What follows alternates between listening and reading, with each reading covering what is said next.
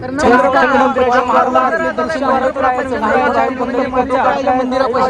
आज आहे पापमोचनी एकादशी आणि आपली जेव्हा नव्हती भीमा गोदा जेव्हा होती चंद्रभागा म्हणलं जातं अशी आपली चंद्रभागा माय. आज चंद्रभागेमध्ये आपण हातपाय धुवून वंदन करणार आहोत. तर आपण आज चंद्रभागा तीरामध्ये ज्या ठिकाणी दगडी नाव तरंगली जाते असे हे ठिकाण आहे.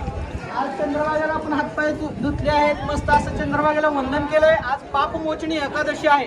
पुंडलिकराया इकडल्या साईडला आपलं मंदिर दिसतंय.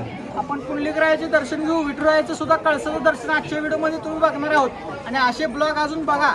पुढे अजून जाऊन आपण आता विठ्ठल रुक्मिणी मातेच्या कळसाचं दर्शन घेऊया.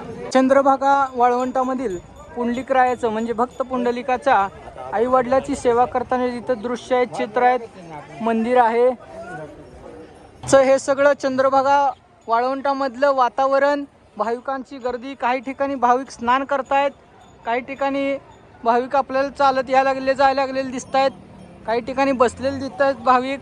तिकडल्या साईडला दर्शन रांग आहे. दर्शन रांगमध्ये सुद्धा आपल्याला भाविक दर्शनासाठी दिसत आहेत. आता आपण विठ्ठल मंदिराच्या कळसाचं दर्शन घेऊया आणि आजच्या ब्लॉगची आपली सांगता करूया. हे विठ्ठल मंदिराच्या महाद्वारातले दृश्य आहेत. काही भाविक भक्त फोटो काढतायत, आपण सुद्धा व्हिडिओ काढतोय. सगळे लाईव्ह दृश्य आहेत. आजच्या ब्लॉगमध्ये आपण आता विठ्ठल रुक्मिणी मातेच्या कळसाचं दर्शन घेऊ. लाईव्ह स्क्रीन तर तिथं बंद आहे.